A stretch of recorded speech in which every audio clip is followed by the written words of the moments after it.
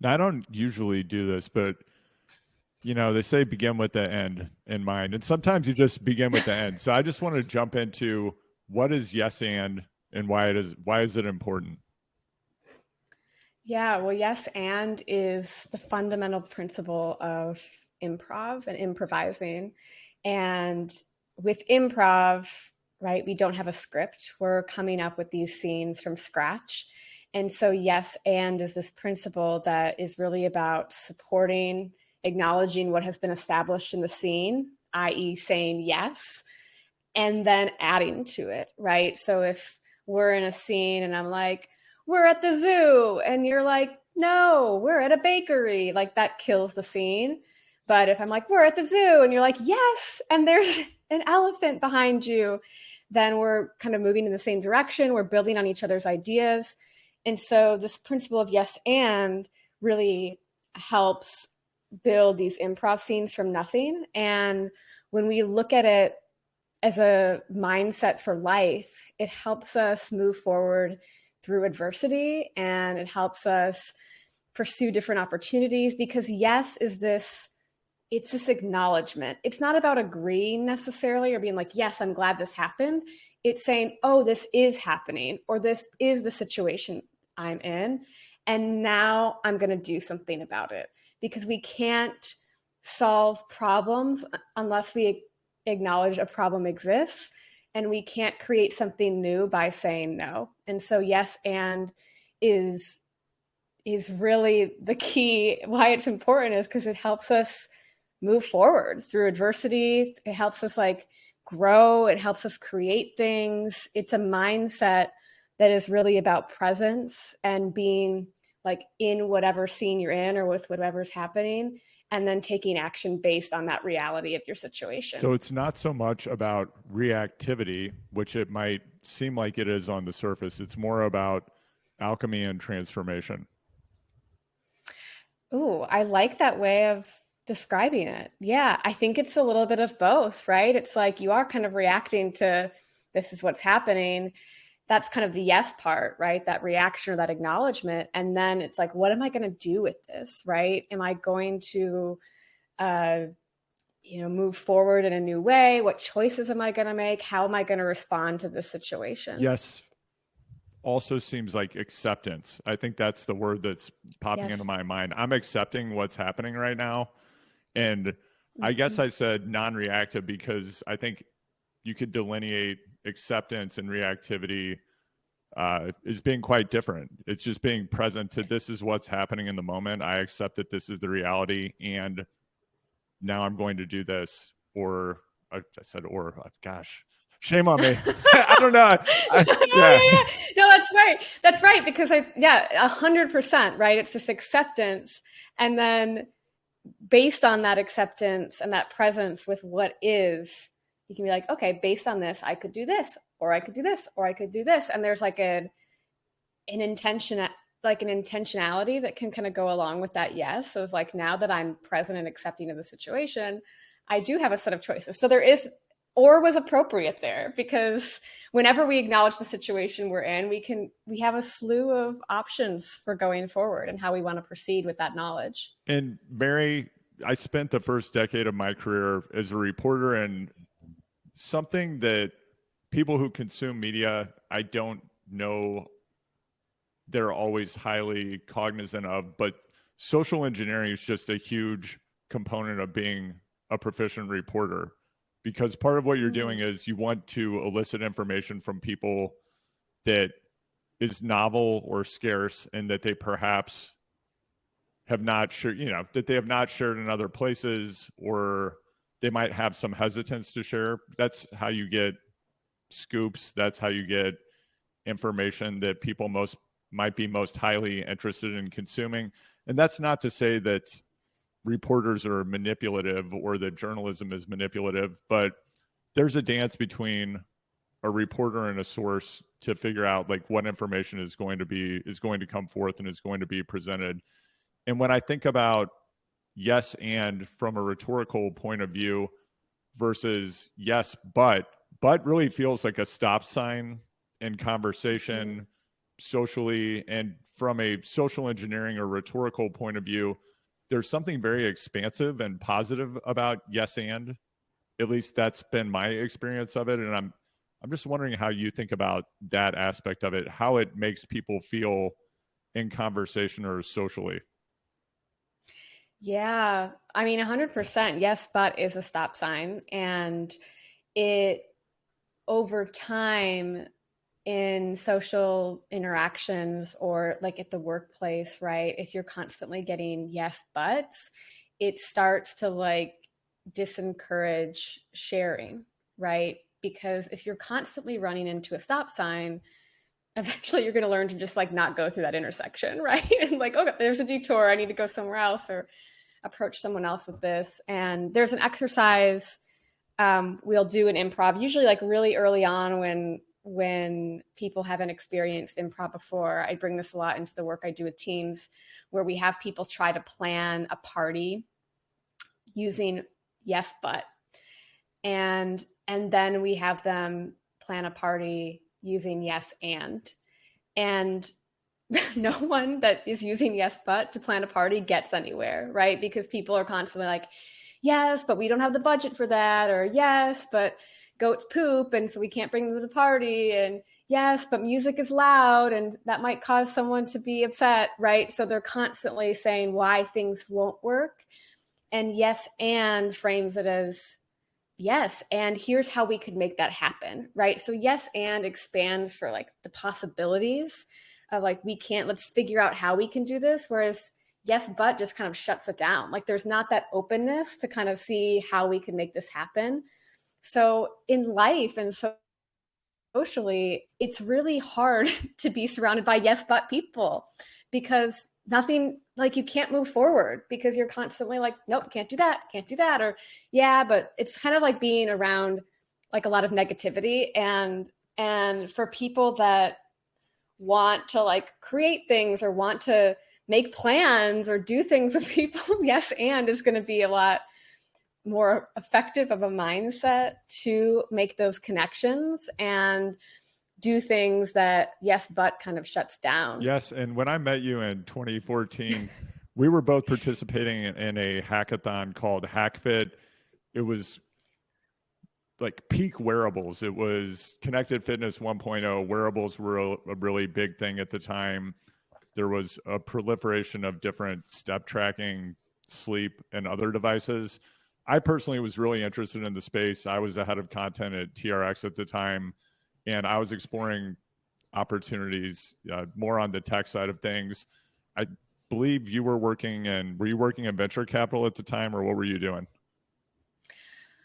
That's a great question. I think I had been working at SoFi. That might have been like right after I left SoFi and was figuring out what I wanted to do next. And I wanted to explore like health and wellness and fitness, and that's what drew me to HackFit. And that is a perfect example of like yes and, like being at a hackathon, like you need yes and if you're going to create like some new idea or product, right? Yeah, absolutely. That was part of what I was thinking about, is that environment and just entrepreneurialism, startups, innovation. They're all spaces where you have to be discerning and you have to say yes and as I think about where I was and where you were at that point in time and where we've ended up today, I'm really curious what led you in this direction of pursuing what you're doing now, and how would you characterize it? Yeah, I I would say that it wasn't intention, like it kind of happened. It was part of the improvisation of life. So today I work with leaders and teams to improve leadership skills, team effectiveness, and employee well-being using improv inspired techniques supported by research, right? So we're looking at things like, hey, leaders, like these are the things that leaders are great at, and then we make it actionable using improv as a tool for bringing what has been shown in research to be the great things for leaders, teams, and well-being, and use improv to achieve it, right? Because we can't necessarily just read a book and say, oh, to be a good leader or to be a good human, we need to be better listeners, and then wake up the next morning and be a better listener. We have to practice. And so improv helps us do that. And that's what I do in working with leaders and teams.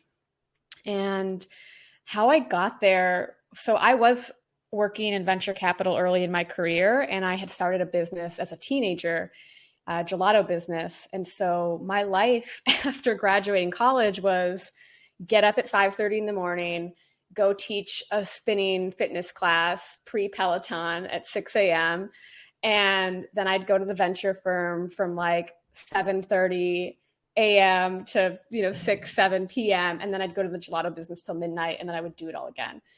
And that was an insane schedule. And I also was, there was things that didn't always go as planned, right? I'd get pulled into meetings or something would break at the gelato business. And those moments would really like frazzle me. And I experienced a lot of anxiety to the point of panic attacks, where I just get really stressed out with things just like that were in my control, right?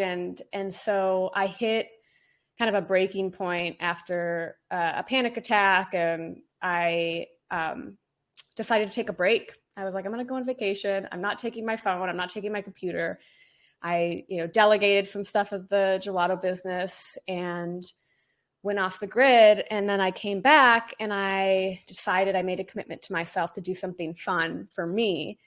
And that was take an improv class. I'd always kind of been interested in acting and performing, but I was always really shy in school.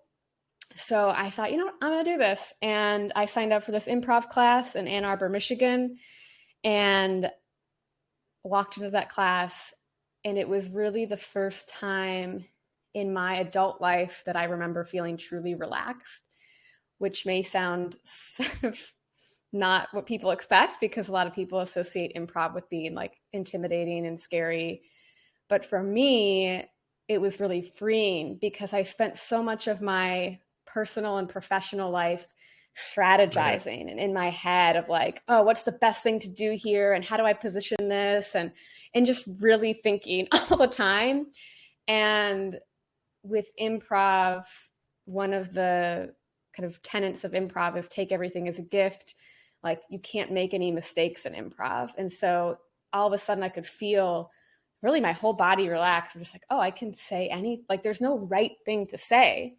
And so I loved it, and I just kept doing it. And I would go drive from Ann Arbor, Michigan to Chicago to go to do classes at the Second City. And I just kept going. And so I was living these parallel lives as someone improvising and someone who was running a business and also investing in fast-growing businesses as my role in the venture capital firm. And I saw that not only was improv helping me in my personal and professional life and helping me as an entrepreneur, but all these entrepreneurs that would come into our office trying to raise money could stand to benefit from improv skills. So I designed these improv for entrepreneurs workshops that I would take to accelerators. So instead of doing office hours like many investors do as part of startup accelerators, I would do these workshops. And so I just did it because it was fun for me. I could see it was making a huge impact on these entrepreneurs and the accelerators. And basically over time of doing this as kind of a side hustle kind of thing, I realized that I loved doing it. People said I was good at it. People needed it. They were really benefiting from it. And it was making an impact. And eventually I realized I could get paid doing it. So that is really how it started. And it really started because it's like something I needed. And then I realized other people needed it too. And then of course, like not just working with entrepreneurs, but teams of larger companies and leaders, and finding new ways for these methods to help people. It's really about growth and transformation and improving, right? Which is kind of fun since improv is buried in the word improve.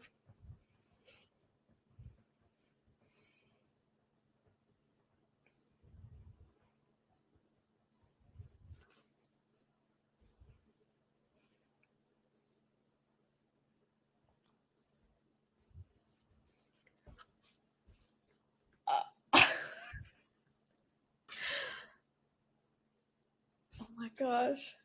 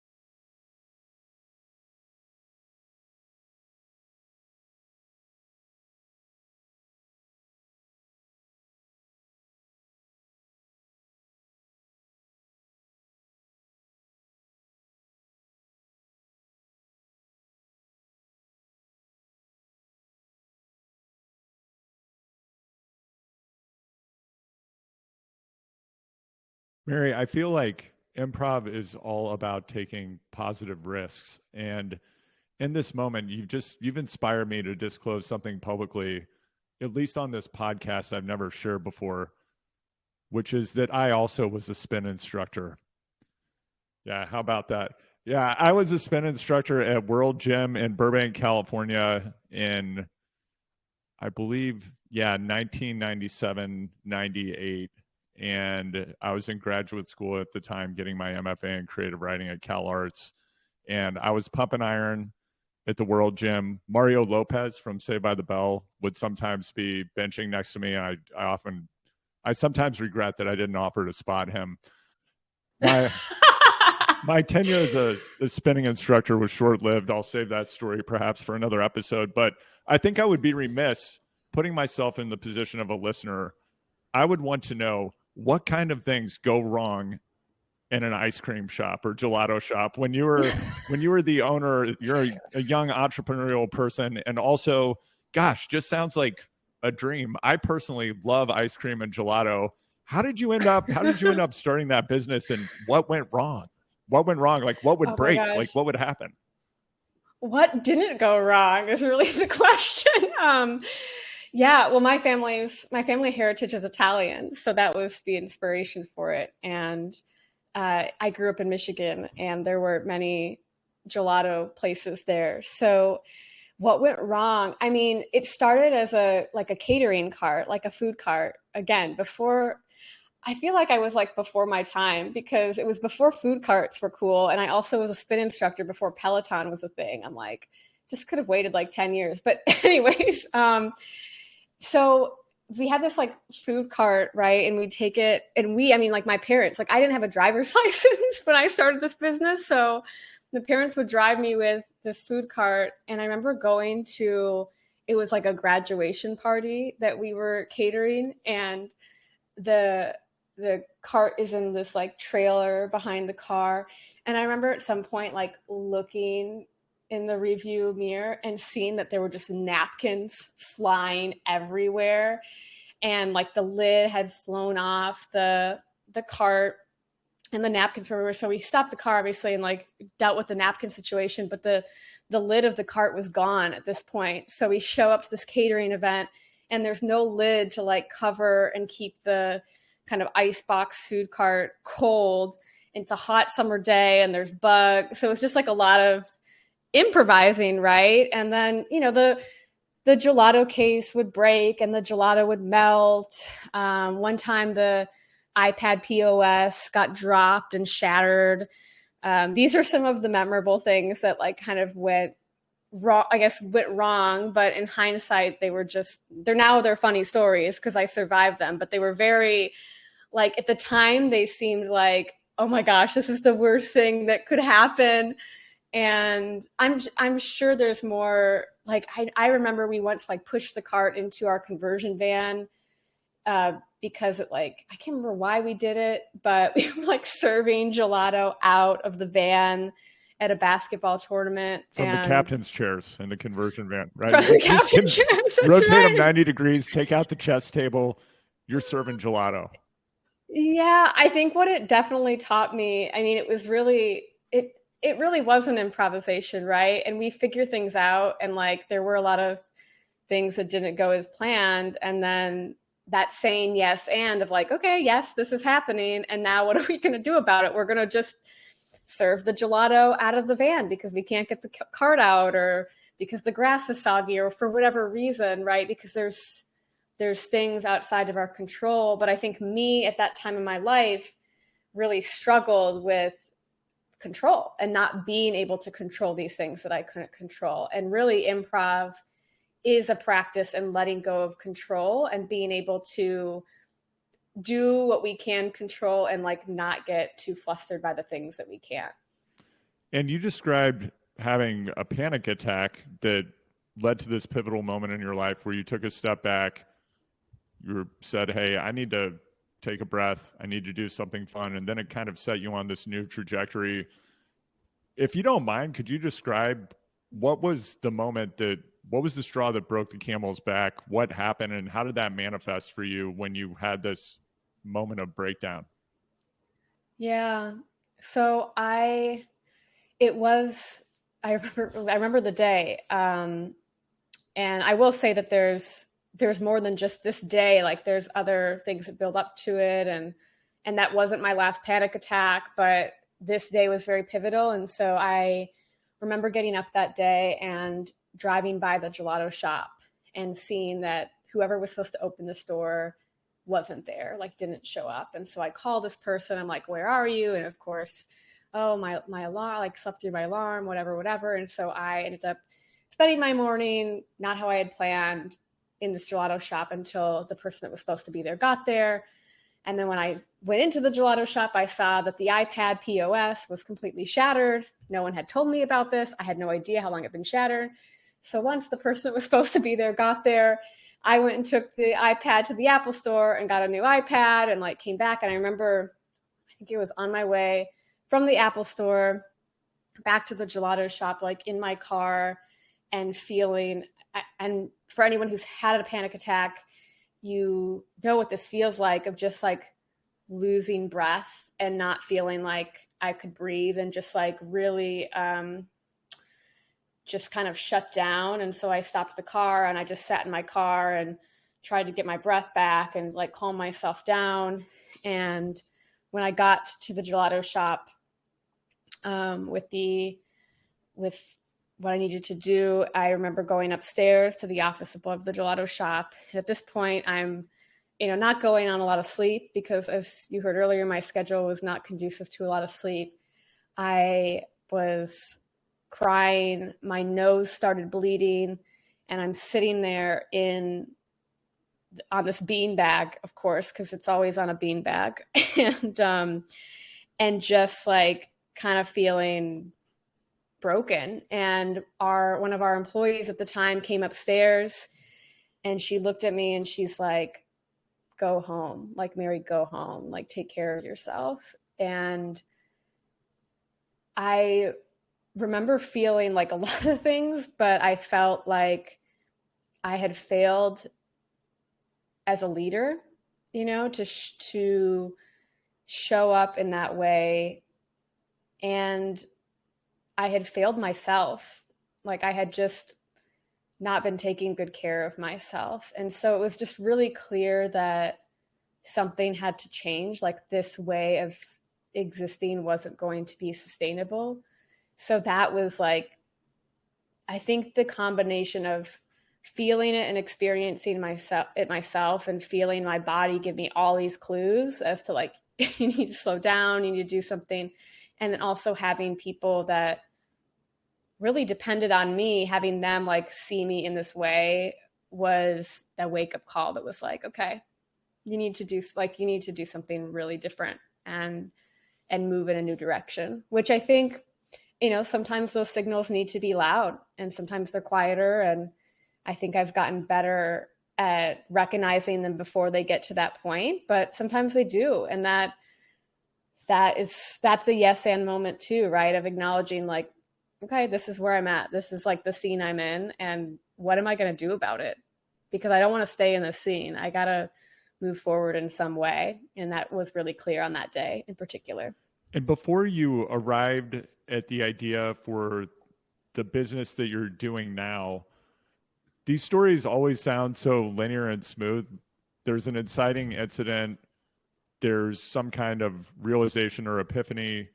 There's a synthesis, and then that leads in the direction of the new thing, or in this instance, the business that you ended up doing. I'm curious, between having this general idea of, I think maybe I could apply improv in this space, this business space. How did you test the idea? And were there moments when you felt like, maybe I'm going to explore something else? Or was it actually really smooth? It definitely wasn't smooth. And I think, and I'll share this because, it's never a linear journey. And I didn't go into taking an improv class thinking that it was going to be this huge part of my life and make this profound difference in how I live and work, or even that a business would come from it. I just went in as it would be something like fun to do.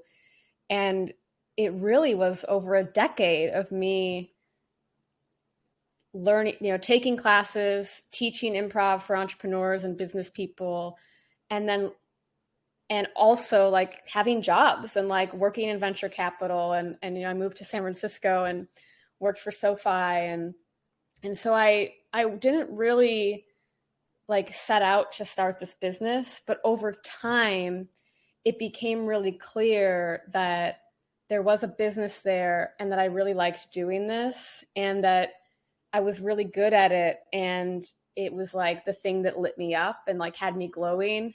And so I think there were these like points along the way where I literally started an entirely different business, trying to create the Airbnb for vegetable gardens, to put a nice little like describer to it. So I didn't really like see this as a business until I did. And it was this moment where I was doing an improv session for an accelerator in Pittsburgh, and I brought my mom. I drove out there with her, and on the way back, I had a phone interview with some startup because at the time I wasn't doing anything else for work, right? I was kind of doing different projects here and there. And I was thinking maybe I wanted to work for another startup.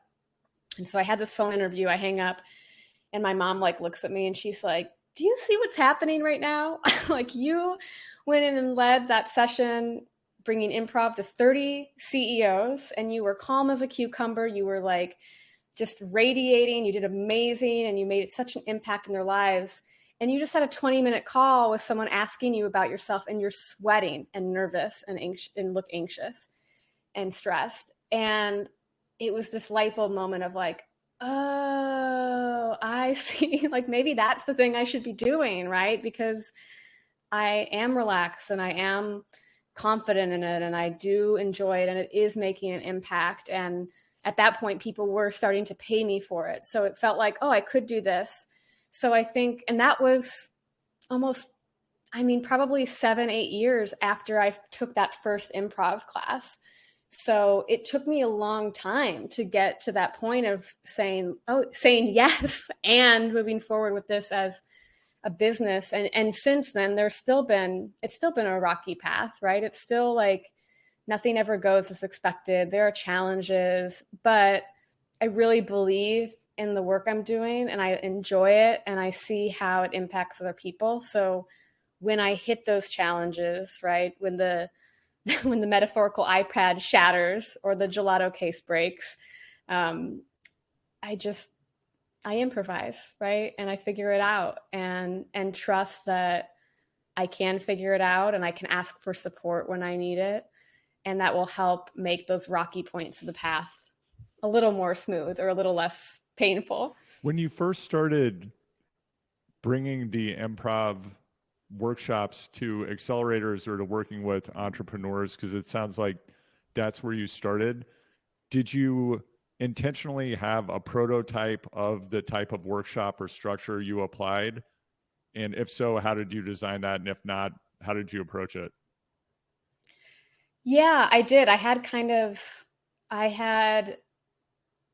like I guess like a running order, I would call it, like a bunch of exercises, different improv exercises and improv inspired exercises. And then I would tweak it, right? See what works, see what resonated.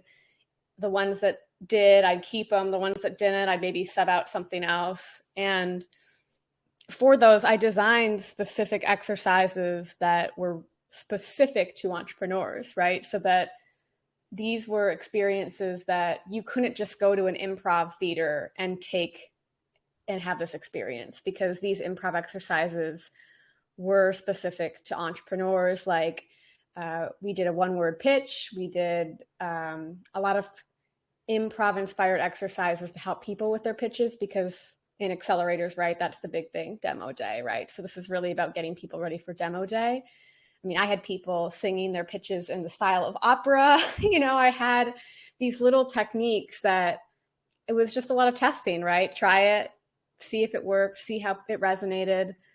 And so it was probably more art than science in that regard. But over time, I had more data points to be like, this one, right? This one, and like have the tried and true until like maybe a year or two into it was like I knew with confidence like I could take this running order and it would probably work for any accelerator group because I've been testing it so much on so many different entrepreneurs. And when you're teaching people something, you're instructing them, you're transferring knowledge, but over all the repetitions that you've had working with many different types of people in different types of contexts, probably different verticals or sectors within the business and world of technology, I'm curious, what have these people taught you and what have you learned about yourself from doing this?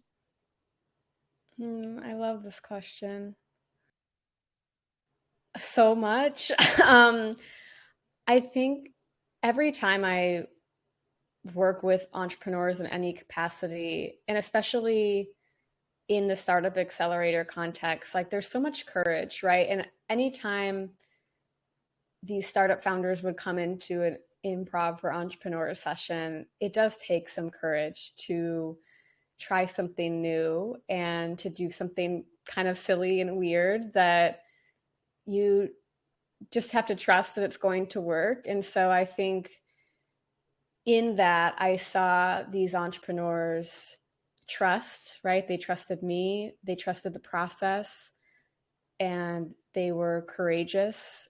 And that reminded me, right? That taught me like, there's something good that can come from that, of just going in with an open mind, trusting the process and having courage throughout that. And so that's something I'm really grateful for in those moments. And I think I'm still like, every time I do an experience, a training with a team, I'm always so energized by what they bring to it. Like there's a vulnerability, there's an enthusiasm, there's that courage, that bravery, and that trust. And I'm so honored and grateful that people will bring me into that world with them, or let me come into their world and show me that trust and courage and enthusiasm, because it does affect it affects me too. It makes me feel and be inspired to bring that trust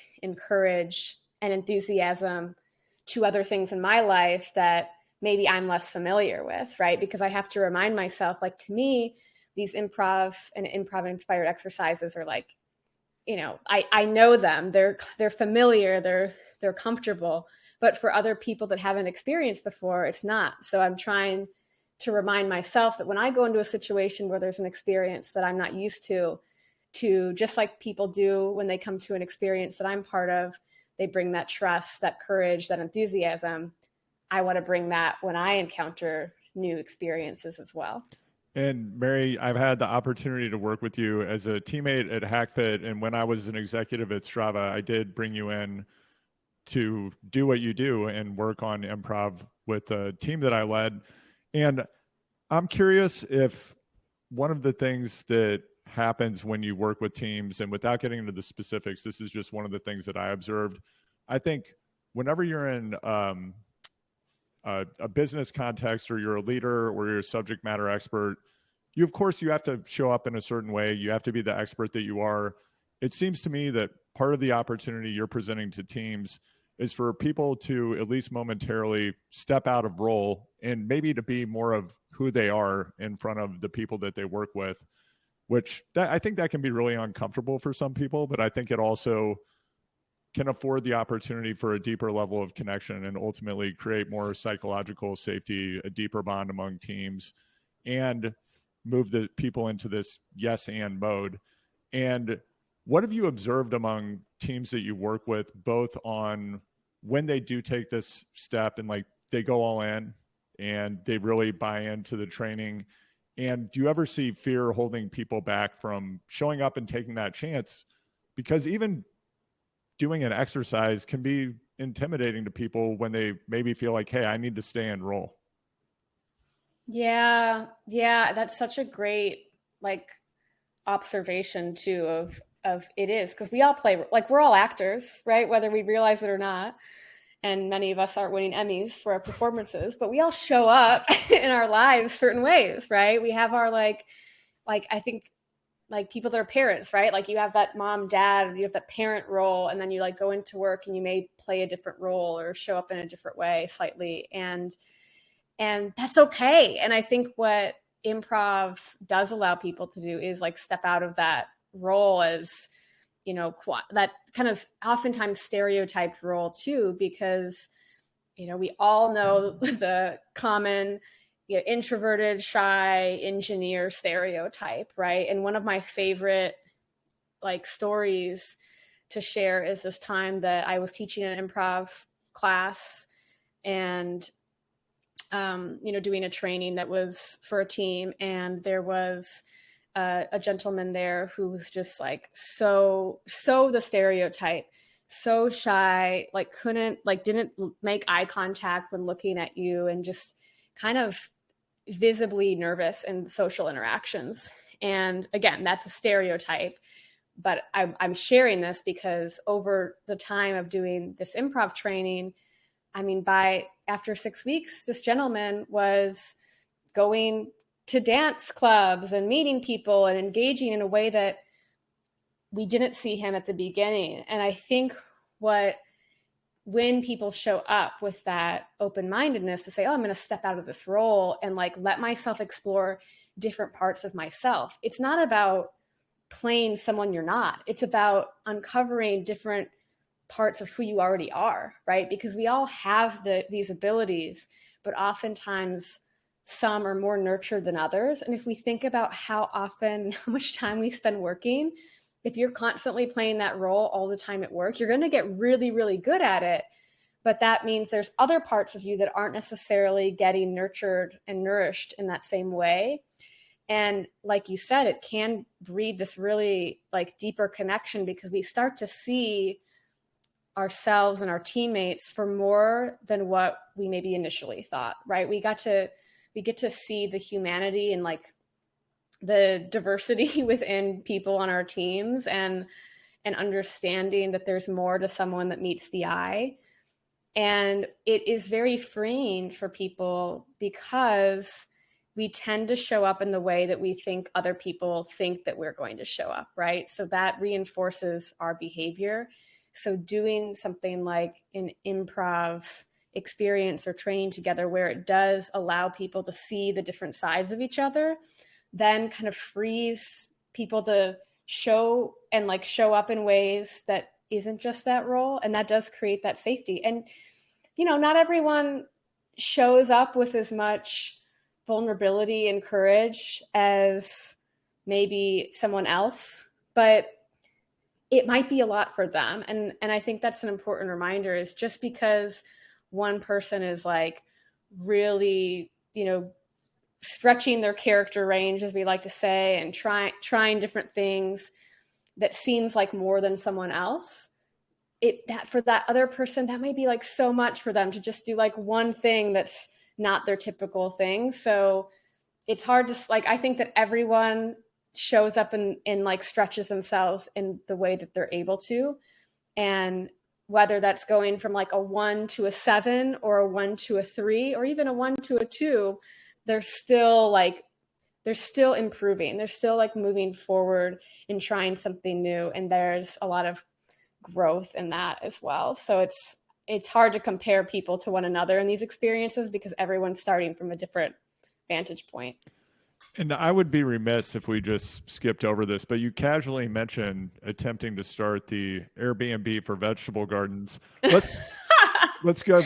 You know, we've gotten real emo here for a minute. Now let's go to the garden. Let's go to the garden. All right. What do you want to know about it? I want to know everything. How did this idea come about and what happened? Oh my gosh. I love growing food. I love fresh fruits and vegetables and like going to farmers markets. And I just saw that there was like this opportunity for people to grow food in their own yards. And like some people already do this, right, with vegetable gardens, and be able to like swap, right? One person's yard's better for tomatoes, someone else is better for kale, and have this kind of like community of like a neighborhood of different people growing food in their backyard and sharing. And I just had this vision for like what life could look like, right? Where we're growing more of our own food and sharing it. It's fresh and healthy.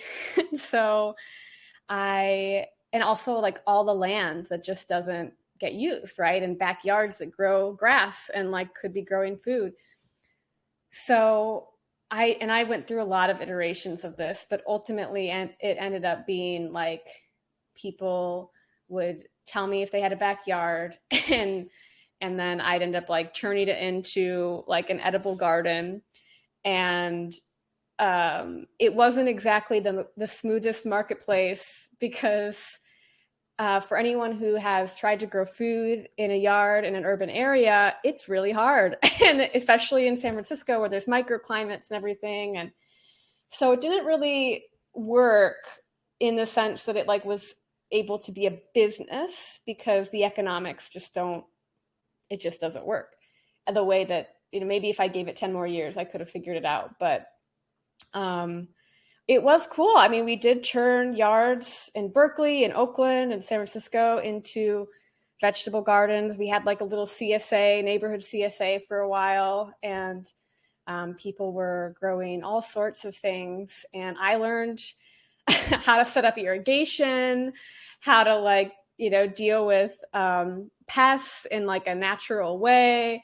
I dug a lot of holes and like built raised beds. Like I got my hands dirty in that with the intention of like, at some point I'll figure this out so I don't have to be the one doing these things. But, then it's like, well, this, people would have to pay like $18 for a bunch of kale to make it work. And that people just aren't going to do that when you can get kale for $4 at the grocery store. I don't know. They might pay $18 for kale in San Francisco.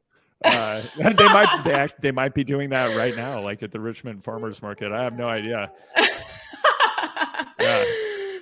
Fair point. Yes. Yeah. I mean, the big problems we have here with our garden, weeds and deer. And I talked to my previous guest, Bart Elmore, who wrote the Seed Money, The History of Monsanto. And we talked all about Roundup and how weeds have this like categorical imperative to destroy everything in your garden. It's kind of wild, but yeah, I guess you don't have to deal with deer so much. And you might have deer over in Berkeley, and you probably do in the South Bay, but not in the city proper. But I'm really curious with that experience. Number one, let's go Alpha and Omega. What was the MVP, and when did you decide I've got to pull the plug? Oh, great. The MVP was like a landing page that was like, I have land, I want vegetables, or, whatever. It was like a very simple marketplace test to see if there was people with land and people that could grow food or wanted food. And it just evolved a lot from there, went through a lot of different iterations. And pulling the plug. So I would say it was partly, I don't know if this business is going to work, right? I've done all the tests. I've pivoted enough times that I'm like dizzy from going in a circle from pivoting so much. And also where my personal health was. So I actually was at a like farm event in San Jose and had this like severe abdominal pain. Like I hadn't been in that much pain since I had an appendicitis. So I was like, it can't be my appendix. I already had that removed. But I was like, this is something, right? And I ended up like on the Caltrain headed back to San Francisco, like unable to like stand up. I was in so much pain. And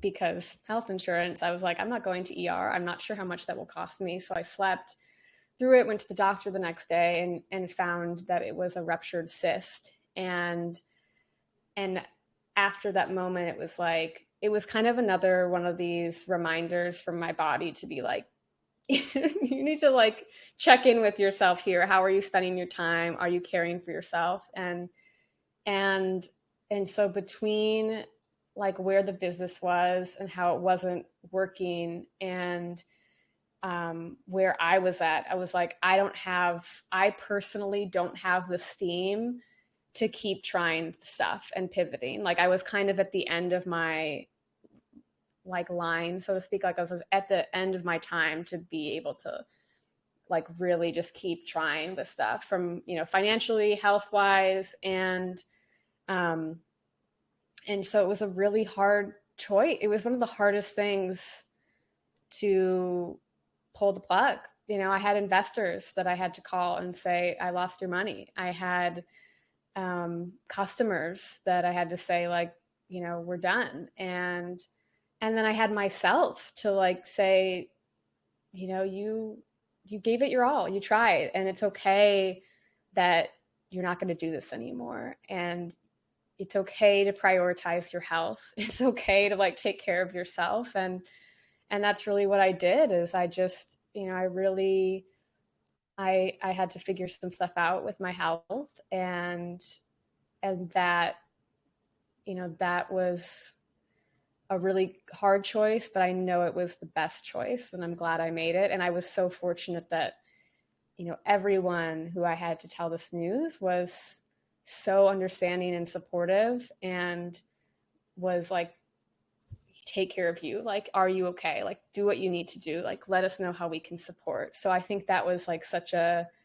gift to be able to feel that there was like some humanness in the process, right? Even though it was not the outcome anyone wanted, it was me being honest with myself and with the people around me, so that I could prioritize what was really more important than growing some kale. And I think, like all of us, modern life pushes us in the direction of truly being disembodied and not being connected to, hey, like what's happening in our body and what's the relationship between what's happening mentally, psychologically, emotionally, and how is that showing up and manifesting somatically and the sensations, whatever is happening within our body. Because I'm thinking about this because you've shared a couple of things related to this topic. How do you stay in touch with what's happening with you now, and how do you find that balance? Yeah, I do a lot of journaling. So I'm a big, like, for anyone who's read The Artist's Way by Julia Cameron, I'm a big morning pages person. I like journal in the morning, and just even throughout the day, just kind of like writing what's going on. And I also do a lot of like physical practices of yoga, or I'm really into fascia flossing these days, which seems to be my speed lately, of just, it really brings that presence to like what's going on. And meditating, therapy, just like I practice a screenless Sunday, where I get off my screens on Sunday and don't go on my email, don't go on social media. And that is, I've been doing that for over a year now. And it's been such a gift of like forcing me to sit with myself, right? When we drown out the noise,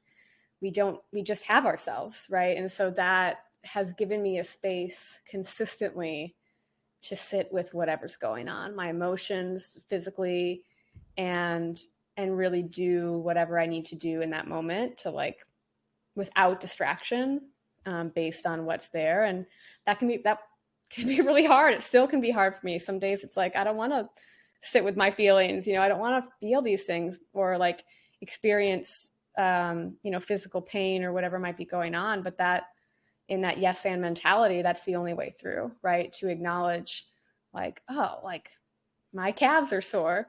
Okay, well, what does that mean? Maybe I'm not going to run a marathon today. Wasn't going to run a marathon anyway, just make that clear. The only reason I'd run that many miles is if a bear with a lot of stamina was chasing me. But yeah, I think it's just like time with myself and doing practices like fascia flossing or meditating and journaling, that bring me back to that like place of being really in touch with it. And then I have like an acronym. It's SIMBA. Any Lion King fans out there? I don't know, but it just happened to work that way. Sauna, improv, massage, bath, acupuncture. Like those things like are really great at just like nurturing my mind, body, and keeping me like aligned with what's going on. And is the bath a warm bath, or are we talking some Wim Hof, you're breaking through the ice type of thing? No, I'm a warm bath person. The cold plunge has not. I've attempted some cold showers. I know that it's great, and like I'll wash my face with cold water for my my vagus nerve, but the warm bath is where it's at for me these days. Yeah, well, I'm glad. What about you? Are you a cold plunge person? I'm not a cold plunge person. I do really enjoy getting in the ocean when it's cold. In the winter, I don't have any cold stuff that I jump in, although there is a stream that goes around the edge of the yard. So I could potentially go do that, but it's quite ticky out there. So that's the nature risk I would have to take. But I like that Simba is doubling down on heat shock proteins, because you have both the bath and the sauna. Yeah. Right? Yes. You're saying yes and to being warm. Yeah, I do like being warm. I will be cold, because I feel like we need the cold to feel the heat. It's all relative. But if I had to choose, I'm going to choose the warm sauna. Yeah, I would choose the warm sauna too. And if anyone listening right now, I'd like you all to direct your mental energy and help me to manifest getting a sauna. That's really the next step for this show. So let's get some sponsors. I want you to share this episode with 4 friends, tell them all about Mary, and tell them all about Choose the Hard Way, because I need to get a sauna in my yard in the next 3 months. It's about to be really cold here in Maine. I love Maine, but I want to be warmer. So Mary, like I said, when I was an executive at Strava, I had the chance to work with you. The results were profound. It was awesome for me. It was awesome for my team. And I want to thank you for showing up here today and saying yes and for people who would like to work with you and see some of the results that I've observed happen, what should they do? Where can they find you? Where can they follow you? Yeah, chooseimprove.com is the website, and you can contact me through there and find out all the things that you need to get in touch.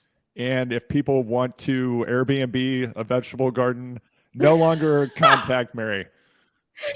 That's right. I can, if you have some irrigation questions, I have some resources for you. Probably can't help you so much with that, but I wish you well.